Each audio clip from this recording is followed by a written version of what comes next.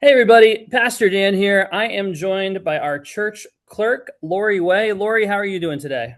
I'm doing great. The sun is shining and more than a slight breeze, but it's beautiful. It is, yeah. It's a very pretty day out. I got the I've got a bunch of windows in my office, and I can see the blue skies, and I can also see the trees swaying all Hmm. over from the wind. So yeah, it is a beautiful, albeit a little blustery day. So this video is part of our Meet the Council series. For the next few weeks, in our church newsletter, we're going to have videos where I'm interviewing some of the new members of council. Now, Laura, you're not really new. You're just started your second term as church clerk, so you've been church clerk for 2 years. You've been on council in the past in other roles, but since you just got reelected, I count you as one of the newbies. So I guess welcome, welcome to the Meet the Council series.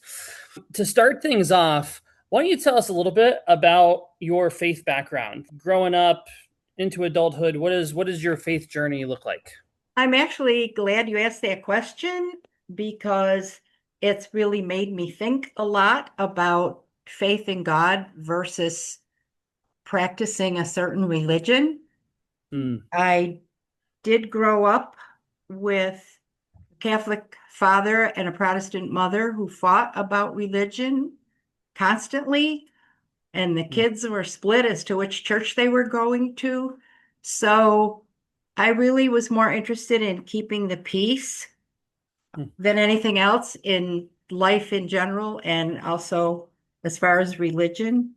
I did participate in church choir and things when I was a kid. And as I got older and married my first husband, I converted to Catholicism because I had been raised Presbyterian, because I gotcha. wanted to unify our family and have everybody together practicing the same thing.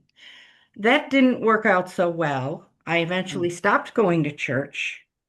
Then, when the marriage was failing and we were separated, I found Corpus Christi, which was a mm, very welcoming Catholic church downtown. Some people may be familiar with it, very inclusive. And in fact, the priest got in trouble with the Pope. He was reported to the Pope for doing things the Roman Catholic Church didn't believe in, and eventually it did change to Spiritus Christi. So mhm, that opened my eyes to a lot of things and made me really start thinking about asking questions and knowing that it was okay to have doubts. Because I think in a lot of ways my faith life is still pretty immature. mm, But since I've been going to Brockport First Baptist, I now am learning more about scripture than I ever have in the past. And I pray much more regularly. I am participating in that Read the Bible in a Year study. So, and I'm hoping to expand my spiritual growth. I'm just feeling a lot more contented about faith in general and in God.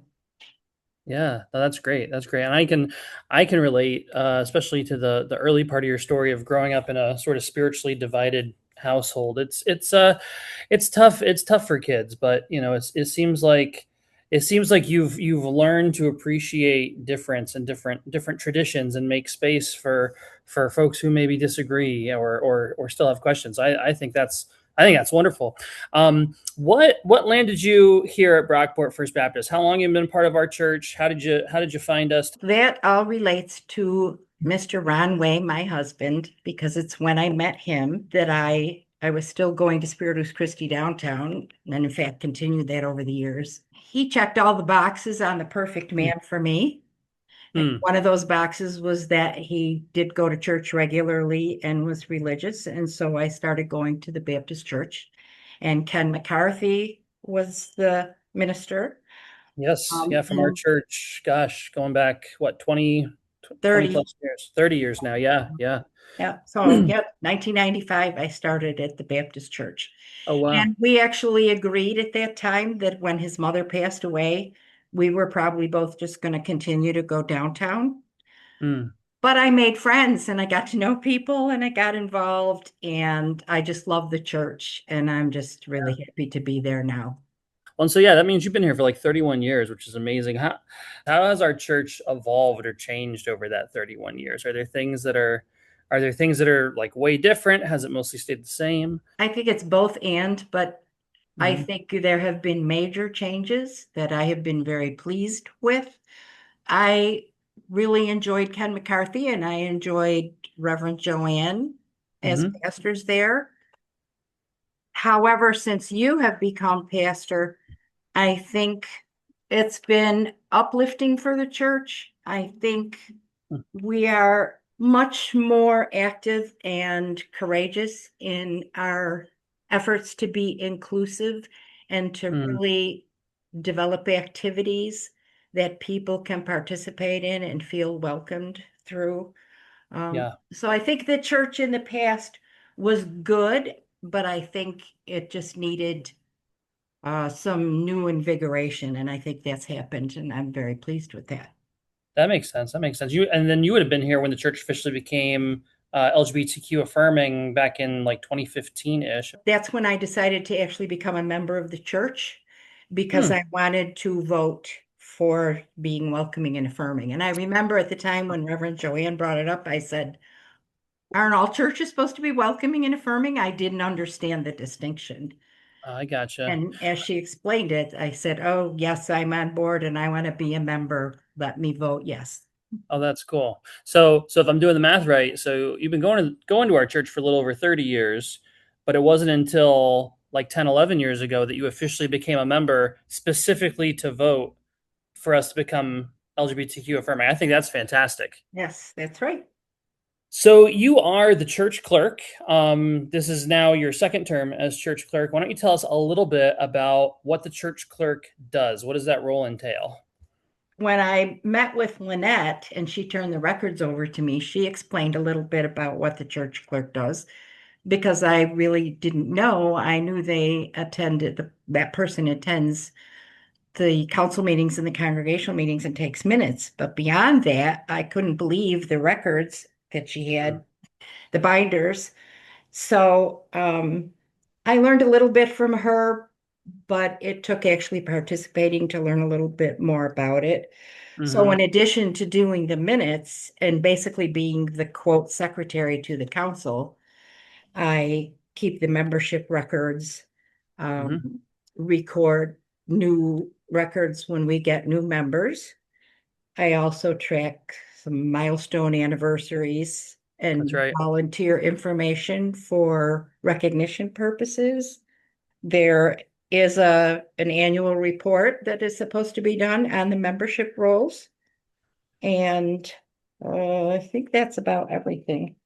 I know unlike some other council roles, there's certain council roles where they have a team of people under them. Church clerk pretty much operates as basically a solo type of thing. Is there a way people can get involved if they want to help the church clerk or Probably not in an actual ministry sense, but if somebody Mhm. ever wants to substitute for me at a meeting and take minutes, I'd be happy to accept that.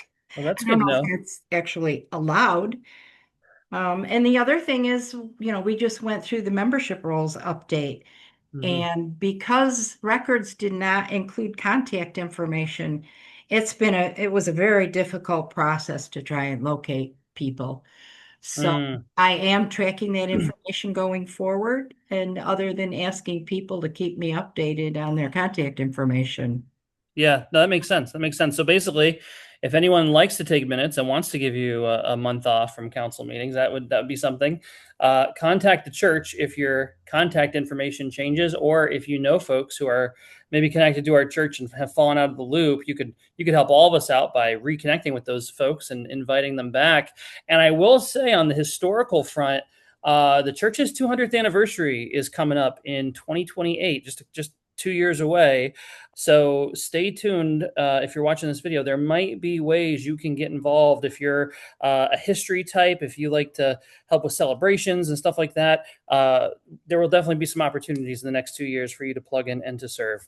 Lori, thank you so much for joining me. Have an awesome rest of your week. Thank you very much. You too.